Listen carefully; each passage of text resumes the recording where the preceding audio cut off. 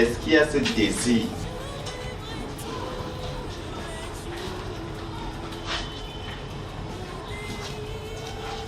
Avec quel cœur, quel genre de cœur avons-nous abordé cette période de jeûne, cette sainte convocation du Seigneur?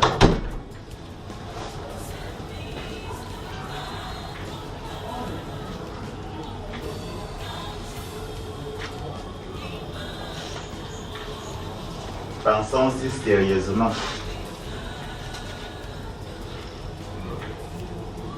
Un cœur honnête et bon pour pouvoir produire beaucoup de fruits.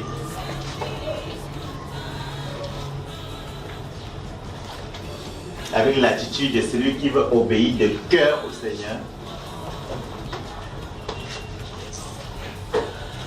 Avec celui qui ne veut plus céder à la domination de la chair et qui ne veut plus obéir à ses convoitises.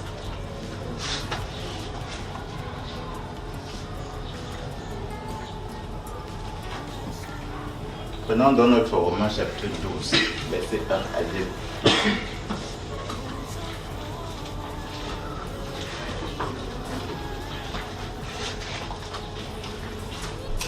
Frère William, tu peux lire pour nous s'il te plaît. Romains chapitre 12, verset 1, 2.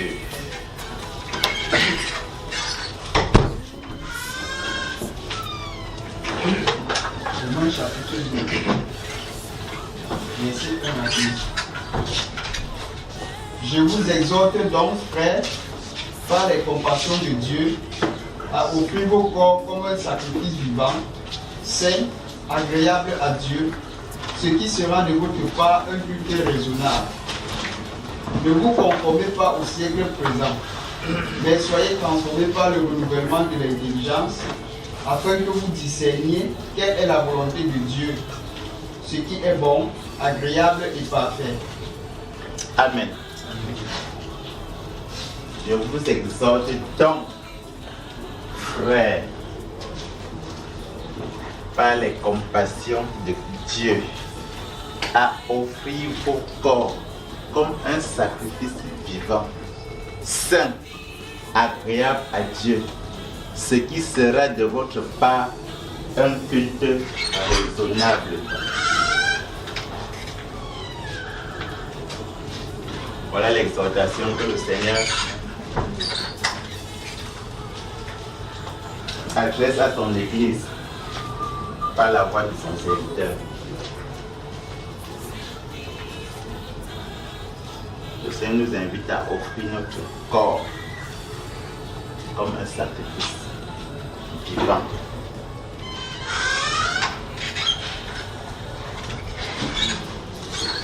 Un sacrifice vivant.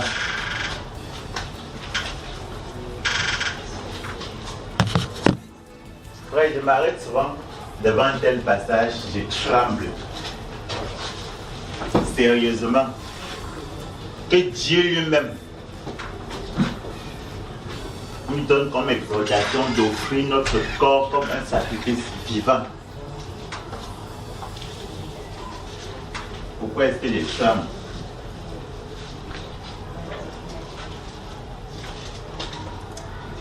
Imaginons toutes nos fréquentations, tout ce que nous pouvons faire avec notre corps. Je dis bien tout ce que nous pouvons faire avec notre corps. Imaginons pendant que nous sommes assis là.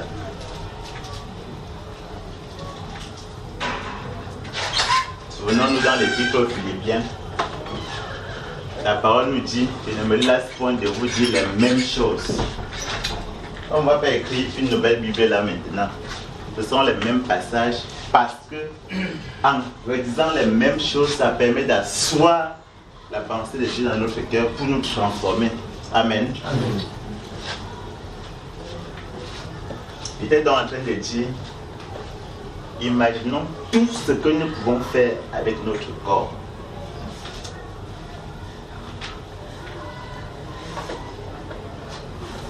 Et mettons à la suite la conclusion selon laquelle ces choses-là doivent être un sacrifice vivant que nous offrons à Dieu.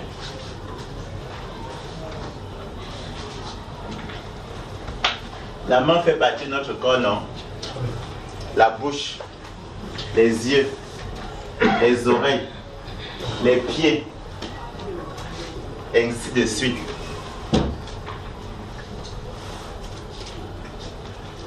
Imaginez un instant que Dieu, aujourd'hui, prenne un écran qu'il dépose devant nous, montrant les clichés, les choses secrètes que nous avons faites durant la semaine. Prenons seulement l'intervalle de la semaine, de dimanche dernier jusqu'à ce samedi-ci. Ils prennent les choses secrètes que nous avons faites avec notre corps.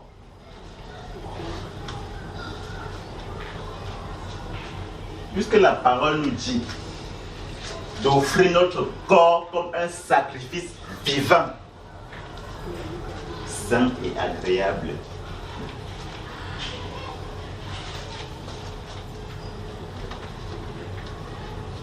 Où plusieurs sont allés au boulot.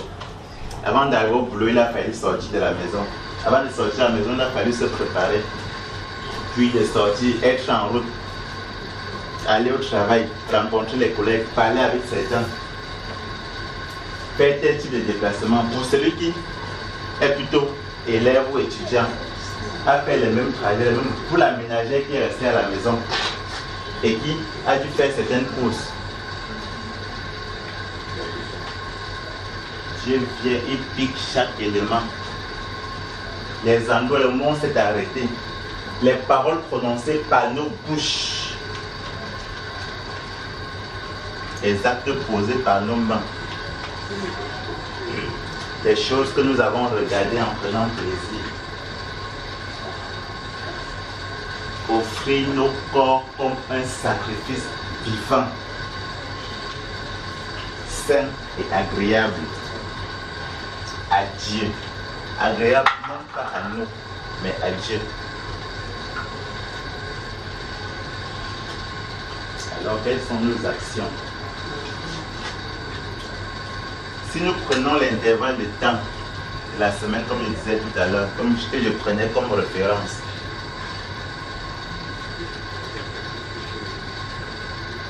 chacun lui-même se regarde. Toutes nos actions peuvent-elles être considérées de la semaine, peuvent-elles être considérées comme offrant notre corps en sacrifice vivant à Dieu, sacrifice vivant, sain et agréable.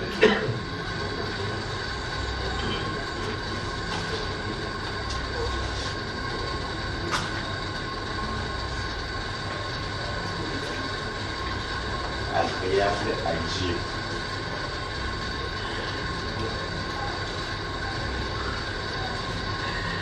Offrir notre corps.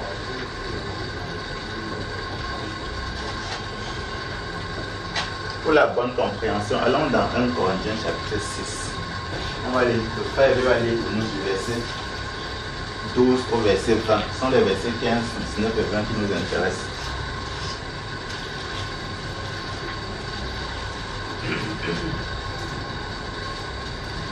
1 Corinthiens chapitre 6, verset 12. Tout m'est permis, mais tout n'est pas utile. Tout m'est permis, mais je ne me laisserai asservir par quoi que ce soit. Les aliments sont pour le ventre, et le ventre pour les aliments. Et Dieu détruira l'un comme les autres. Mais le corps n'est pas pour l'impudicité, il est pour le Seigneur. Et le Seigneur pour le corps. Et Dieu, qui a ressuscité le Seigneur, nous ressuscitera aussi par sa puissance. Ne savez-vous pas que vos corps sont des membres de Christ? Prendrais-je donc des membres de Christ pour en faire les membres d'une prostituée? Loin de là. Ne savez-vous pas que celui qui s'attache à la prostituée est un seul corps avec elle? Car est-il dit, les deux deviendront une seule chair. Mais celui qui s'attache au Seigneur est avec lui un seul esprit. Fuyez l'impudicité. Quelque autre péché qu'un homme commette, ce péché est hors du corps. Mais celui qui se livre à l'impudicité pêche contre son propre corps. Ne savez-vous pas que votre corps est le temple du Saint-Esprit qui est en vous, que vous avez reçu de Dieu, et que vous ne vous appartenez point à vous-même, car vous avez été rachetés à grand prix. Glorifiez donc Dieu dans votre corps et dans votre esprit qui appartiennent à Dieu. Amen.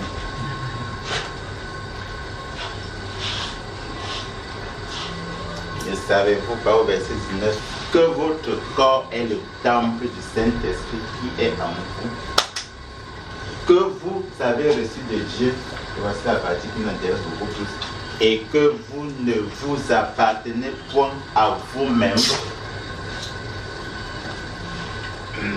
Dieu déclare ouvertement, au cas où quelqu'un ignorait encore, que nous ne nous appartenons pas à nous-mêmes.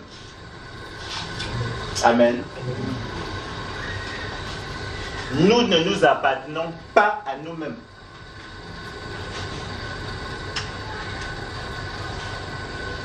En d'autres termes, nous appartenons à Dieu. En d'autres termes, c'est lui qui décide de tout à notre sujet. Et tout ce que nous devons faire, nous devons nous rassurer que ce corps qu'il nous a prêté pour un temps, que ce corps, dans toutes ses actions, doit offrir un culte, un sacrifice vivant, saint et agréable au Seigneur.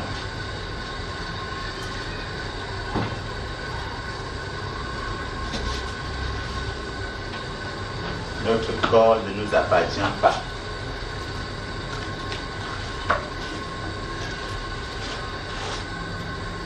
Offrez vos corps comme un sacrifice vivant, saint et agréable. On voit l'évolution.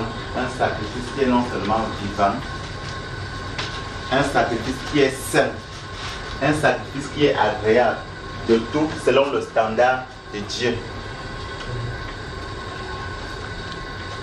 Alors pendant cette période de jeûne, attelons-nous sérieusement, pendant que l'instruction qui a été donnée nous invite à prier que le Seigneur nous révèle tout ce qui en nous fait problème. Que nous puissions de façon pointilleuse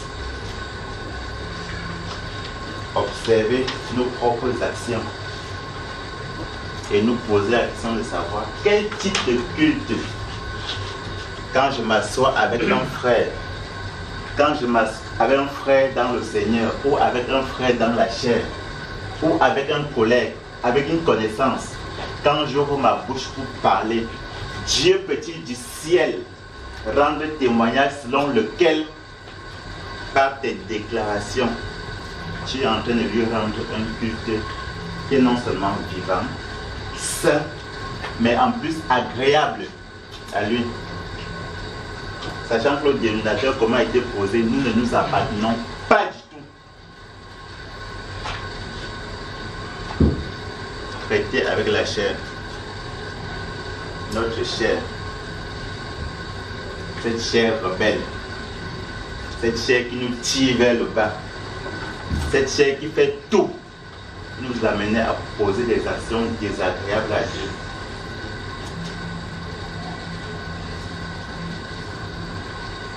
Qui va offrir son corps comme un sacrifice vivant, saint et agréable à Dieu ici?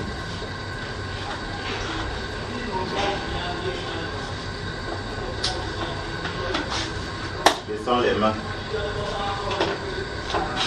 Est-ce que vous savez que c'est un combat? Est-ce qu'on a pris conscience que c'est un vrai combat?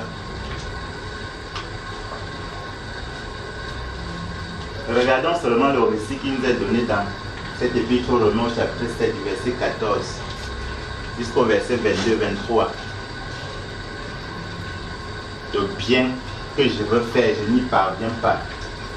Le mal que je ne veux pas faire, c'est ça que je me retrouve en train de faire. J'ai parlé tout à l'heure d'un cœur honnête et bon, de Luc 8, verset 15. La suite de cette parole nous montre clairement que celui qui parlait en ce moment-là avait un cœur honnête et bon. Il dit bien le mal que je ne veux pas faire. Donc ça veut dire qu'il ne veut pas du tout faire le mal. Mais Posons-nous la question de l'autre côté. Est-ce qu'il ne nous arrive pas, nous me déclare notre propre bouche, que parce que telle personne a posé tel acte, je vais en découdre avec lui?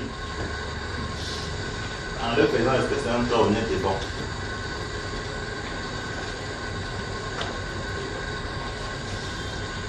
La Bible dit qu'un cœur honnête et bon. Et il dit le mal que je ne veux pas faire. Donc il ne veut pas faire le mal. Il ne veut pas du tout faire le mal. Ce que la chair lui suggère de faire.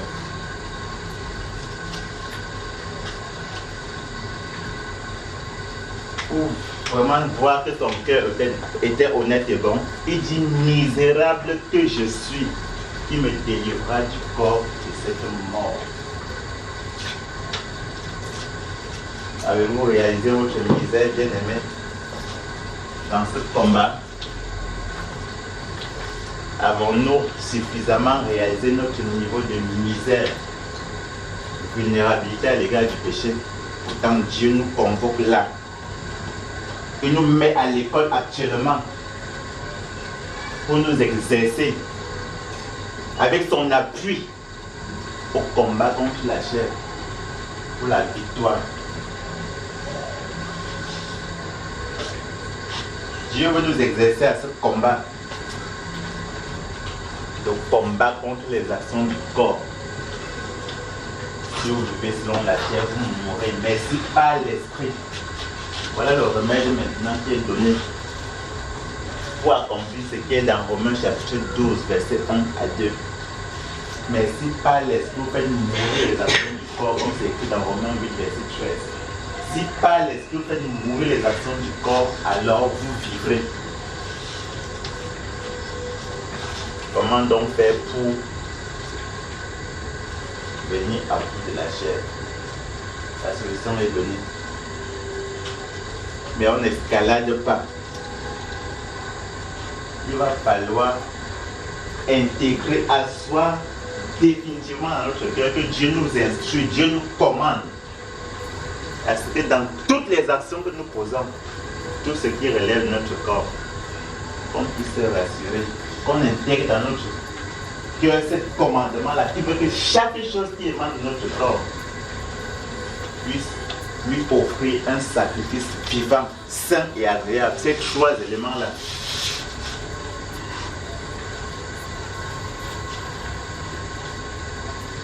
En regardant au niveau des exigences du Seigneur, elle va en quelque sorte mettre un gros frein en nous. Un véritable frein. De sorte qu'on puisse s'exercer là à pouvoir mettre un stop en tout ce qui concerne notre projet, de sorte que pendant cette période, celui qui a la possibilité de prendre un temps de retraite et de ressasser toutes les actions, ou bien en quelque sorte à faire une rétrospective des actions qu'il pose avec son corps, même les plus banales, mettre un stop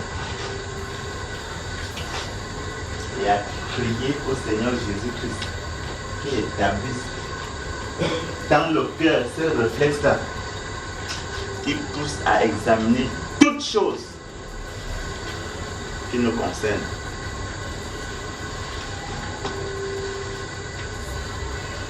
Quelles sont les actions que je pose avec mon corps? Je prends plaisir à quoi? Quand je me lève pour aller quelque part, je vais pour quel but? Ce but-là peut-il offrir à Dieu un sacrifice vivant, sain et agréable à Dieu? Si ce n'est pas le cas, c'est un stop. Les paroles que je vais prononcer avec ma bouche,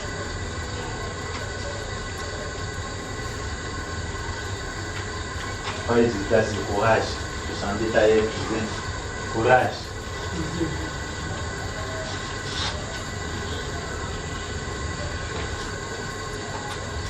Les actions du corps.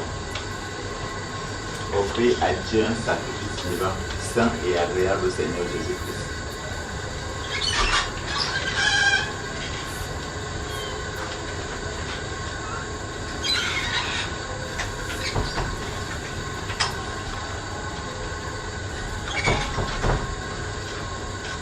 Celui qui a eu le terme sacrifice dans ce passage, tu sauras que c'est une balade de santé.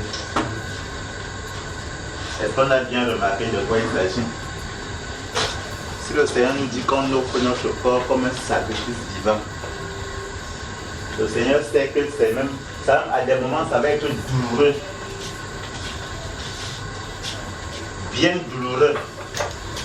Mais puisque le Seigneur a dit de lui offrir un sacrifice, il vaut mieux l'accepter et prier qu'il nous donne la force même de supporter. Vous imaginez si on reste dans ce... Tu sais, quand je médite ce passage, l'introduction est donnée comme ça, les versets qui suivent là, ça constitue le développement. Si on va par exemple à partir du verset 9 jusqu'au verset 21, Frère William peut dire pour nous.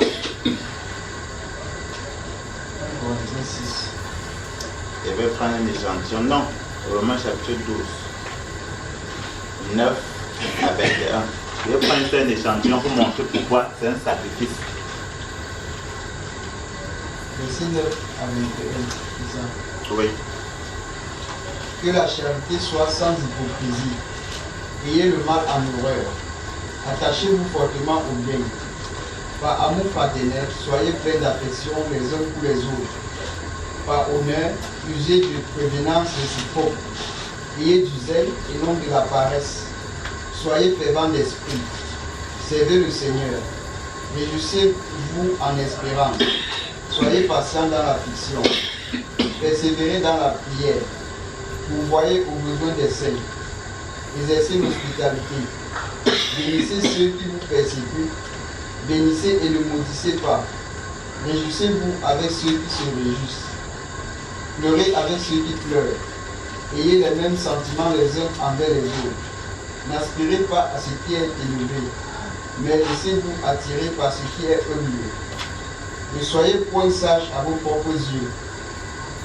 Ne rendez à personne le mal pour le bien. Pour le mal. Ne rendez à personne le mal pour le mal. Recherchez ce qui est bien devant tous les hommes. S'il est possible, autant que cela dépend de vous, soyez en paix avec tous les hommes. Ne vous vengez point vous-même, bien-aimés, mais laissez agir la colère. Car il est écrit, à moi la vengeance, à moi la rétribution, dit le Seigneur. Mais si ton ennemi a faim, donne-lui à manger. S'il a soif, donne-lui à boire. Car en agissant ainsi, ce sont des charbons ardents que tu amasseras sur sa tête. Ne te laisse pas vaincre par le mal, mais surmonte le mal par le bien. Amen. Seigneur nous prescrit d'offrir notre corps comme un sacrifice vivant, sain et qui lui est agréable. Si on dit, on prend le verset 9, que la charité soit sans hypocrisie, ayez le mal en horreur, attachez-vous fortement au bien.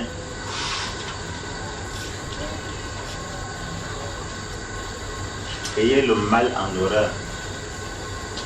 La chair nous pousse à faire quoi? Le bien. Prenons pour chaque verset et voyons, comprenons pourquoi le Seigneur parlait d'un sacrifice.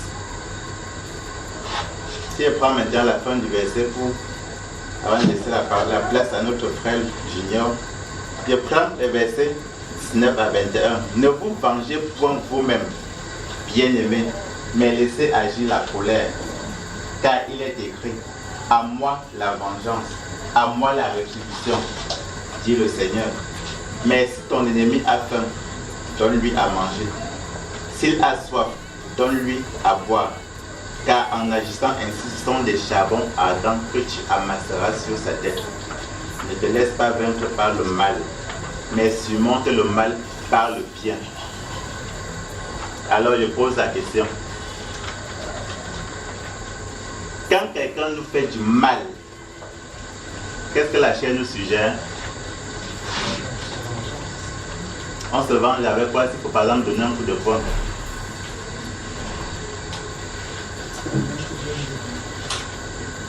On se penche avec quoi? Quand il faut donner un coup de poing.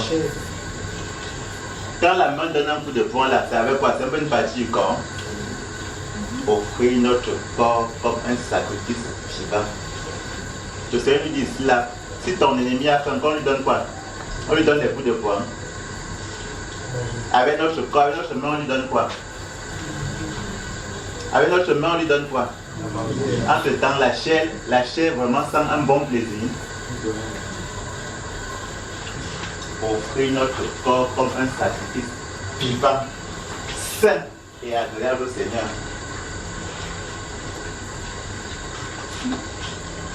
Est-ce qu'on comprend la convocation du Seigneur? Pendant qu'il nous invite à traiter avec notre chair, à être dépouillé des actions de la chair, à lui offrir un sacrifice. Voilà un échantillon qui devrait nous faire méditer. Le Seigneur nous dit, ayez, c'est quoi? Quoi le verset? Par amour fraternel, soyez pleins d'affection les uns pour les autres. Imagine, tu as quelqu'un qui a un caractère, qui est d'un caractère difficile. Écoutons le commandement du Seigneur pour offrir notre corps comme un sacrifice vivant. Par amour fraternel, soyez pleins d'affection les uns pour les autres. Quand on lit ce genre de verset, on doit penser directement à quelqu'un qui est d'un caractère difficile, bien qui nous nuit. Qu'on comprenne ce que la Bible est en train de dire, par amour fraternel. Il dit par amour, pas par notre intérêt, pas dans le but de nous faire plaisir. Il dit par amour fraternel. Donc l'amour fraternel fait, ça impose un sacrifice. Par amour fraternel, soyez pleins d'affection les uns pour les autres. Ça veut dire, en face du caractère difficile qui nous est opposé, la Bible commande, prescrit, instruit. Être plein d'affection, plein. Est-ce qu'on a un peu comprendre l'exercice que le Seigneur nous donne? On comprend le prix qu'il y a à payer. Par amour fraternel, soyez plein d'affection. On court souvent en disant qu'il faut offrir notre corps comme un sacrifice sans savoir ce qui se trouve derrière. Tu as quelqu'un d'un caractère détestable, tu as un patron qui te rend la vie difficile. Tu as un frère dans la chair qui nuit, un frère en Christ qui nuit, ou bien une connaissance comme ça, là, qui te met le sable dans le capital, comme on dit. Par amour fraternel, à chaque fois que ta chair va réagir, voici ce qu'il devrait répondre. Par amour fraternel, sois plein d'affection. Bien aimé, c'est pour ça que le Seigneur nous dit qu'il faut qu'on offre notre corps comme un sacrifice. Parce que si on ne sauve pas un sacrifice, on n'aura pas de force pour opposer à ce mal-là le bien que le Seigneur peut nous prescrire ici. Et souvenons-nous, c'est un commandement du Seigneur. Offrir notre corps comme un sacrifice. Quand la chair réclame la vengeance, l'esprit qui doit tuer les actions du corps en nous est en train de dire par amour fraternel. Manifeste l'affection. Par amour fraternel. Ce n'est pas sa réaction qui doit commander, ce n'est pas la réaction qu'on a en face de nous qui doit commander notre attitude. Comprends pas, c'est même parler d'offrir notre corps comme un sacrifice. Un sacrifice, c'est douloureux, bien aimé. Ça fait mal dans la chair. Jusqu'à ce qu'on soit vraiment exercé. Disons pour cela, parlant des relations entre employé et employeur, 1 Timothée chapitre 6, verset 1 à 2. Pour voir encore une autre manifestation du sacrifice, ce à quoi le Seigneur nous invite. 1 Timothée chapitre 6, verset 1 à 2.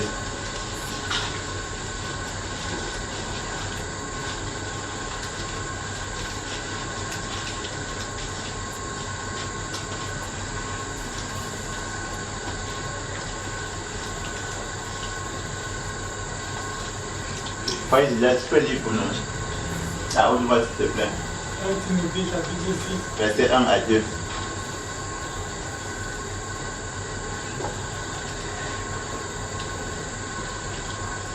que tous ceux qui sont sous le joug de la servitude regardent leur maître comme digne de tout honneur, afin que le nom de Dieu et la doctrine ne soient pas blasphémés. Et que ceux qui ont les fidèles, que ceux qui ont des fidèles pour maître ne leur méprisent pas, sous prétexte qu'ils sont frères, mais qu'ils les servent d'autant mieux que ce sont des frères. Ce sont des fidèles et des bien-aimés. Que ce sont des fidèles et des bien-aimés qui s'attachent à leur faire du bien. Enseignez ces choses et recommandez-les. Je reprends le verset 1. Que tous ceux qui sont sous le joug de la servitude regardent leur maître comme digne de tout honneur, afin que le nom de Dieu et la doctrine ne soient pas blasphémés. Est-ce qu'on comprend la symbolique du joug qu'on utilisait pour attacher, lier les esclaves et les amener contre leur gré, là où ils doivent travailler? Dieu nous dit, tu es un patron qui se comporte comme une Nebuchadnezzar, n'ayant que des droits et toi n'ayant que des devoirs, et toi tu n'es qu'un sujet. Il dit que tu as ce genre de patron, il dit que regarde-le en l'appelant honorable. Quand il te commande de faire quelque chose, tu fais avec joie. Même quand il est là en train de mépriser tes droits les plus élémentaires.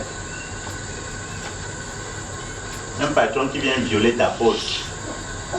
Et à l'heure de la pause qui te dit, fais ceci et donc ramène le résultat dans 5 minutes. Que ceux qui passent le joug de la servitude. La servitude, c'est l'esclavage, bien aimé. La Bible nous dit qu'il faut qu'on regarde celui qui nous soumet à la servitude comme étant digne de tout honneur. Donc il nous fait souffrir injustement, mais on l'honore. Offrez vos corps comme un sacrifice vivant. Bien aimé, il y a un prix à payer. J'aimerais qu'on comprenne bien là où c'est l'école à laquelle le Seigneur nous inscrit pour traiter notre chair. Un sacrifice vivant. La Bible nous montre que c'est douloureux dans la chair. Un sacrifice vivant, sain et agréable. Regardez un maître, qu'on regarde un maître comme étant digne de tout honneur. Il est digne, pourtant il n'est même pas digne, comme étant digne. En réalité, il n'est pas digne de recevoir quelque honneur que ce soit. Mais on a dit qu'à cause, pour que l'évangile ne soit pas blasphémé, quand on dit ça, même vous les chrétiens, vous agissez aussi de là, vous boudez, vous êtes rebelles, ou bien vous révoltez, ou bien vous engagez les crèves. Le Seigneur dit, pour qu'on ne dise pas ça et que l'évangile soit calomnié, alors souffrez les injustices de la part de votre patron.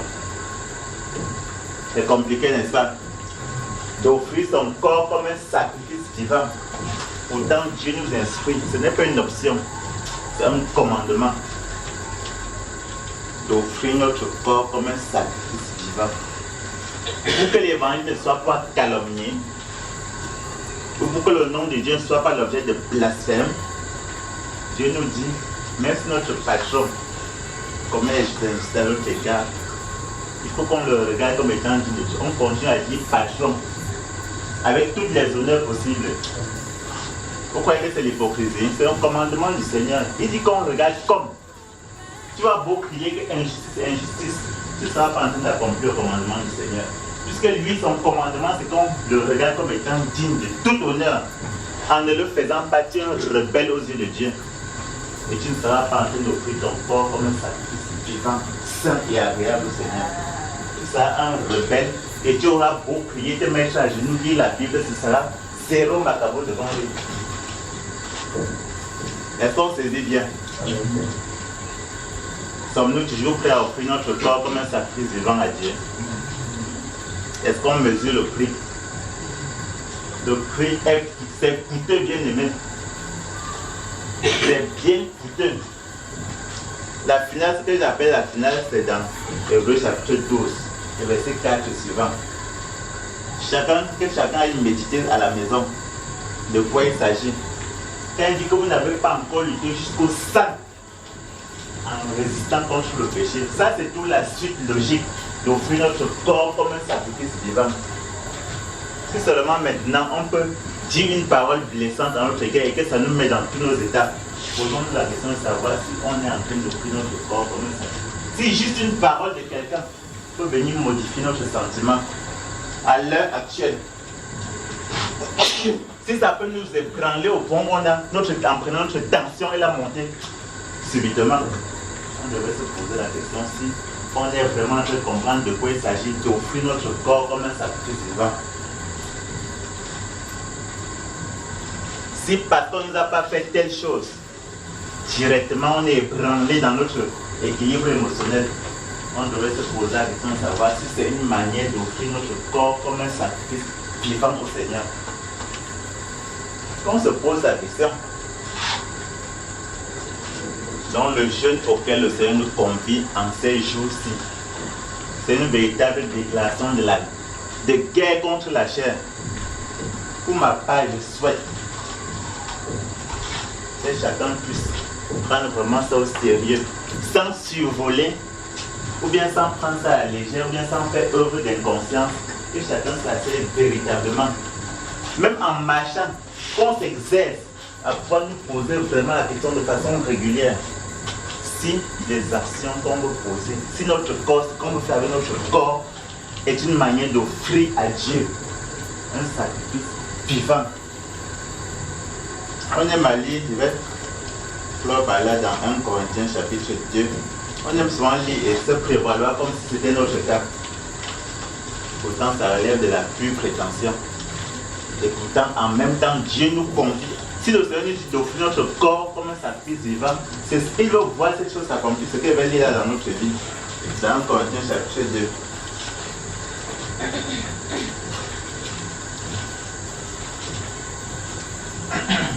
On va lire du verset 9 jusqu'à la fin, avant que je me prononce. Quand il y avait ce fait, tu peux lire pour nous. Verset 9 à 16 du verset de 1 Corinthiens 2. 1 Corinthiens 2. Mais comme il est écrit, ce sont des choses que l'œil n'a point vues, que l'oreille n'a point entendues, et qui ne sont point montées au cœur de l'homme. Des choses que Dieu a préparées pour ceux qui l'aiment. Dieu nous les a révélées par l'Esprit, car l'Esprit sonde tout, même les profondeurs de Dieu. Lequel des hommes en effet connaît les choses de l'homme, si ce n'est l'Esprit de l'homme qui est en lui. De même, personne ne connaît les choses de Dieu, si ce n'est l'Esprit de Dieu. Or nous n'avons pas reçu l'Esprit du monde, mais l'Esprit qui vient de Dieu, afin que nous connaissions les choses que Dieu nous a données par sa grâce. Et nous en parlons non avec des discours qu'enseigne la sagesse humaine, mais avec ceux qu'enseigne l'Esprit, employant un langage spirituel pour les choses spirituelles. Mais l'homme animal ne reçoit pas les choses de l'Esprit de Dieu, car elles sont une folie pour lui, et il ne peut les connaître parce que c'est spirituellement qu'on en juge. L'homme spirituel, au contraire, juge de tout, et il n'est lui-même jugé par personne, car qui a connu la pensée du Seigneur pour l'instruire. Or, nous avons la pensée de Christ. Amen. Dieu veut façonner comme ça ce qui est écrit, juste les deux premiers mots du verset 15 de 1 Corinthiens de l'homme spirituel. Si vous marchez selon la chair, vous mourrez. Mais si par l'esprit, vous faites mourir les actions du corps, alors vous vivrez. Dieu parle ici dans Hébreux au verset 15 de l'homme spirituel qui juge de tout. L'homme spirituel qui ne cède pas à la pression de la chair. Dieu veut des hommes spirituels, des hommes qui ont fini avec la chair. Pour finir avec la chair, il faut déjà faire mourir, il faut s'offrir comme un sacrifice. Voilà le passage obligé. Et c'est le même terme qui revient dans 1 Jean, dans l'évangile de Jean, chapitre 8, verset 24 à 26. Le Seigneur dit si le grain de blé tombé en terre ne meurt, il ne peut porter de fruits. Mais s'il meurt, il porte beaucoup de fruits. Il faut déjà au préalable mourir. Mourir aux actions de la chair, mourir étant physiquement vivant. Mourir des actions du corps. Mourir de la pression et de la dictature de la chair. S'offrir comme un sacrifice vivant. Je laisse la place à notre frère Junior pour continuer.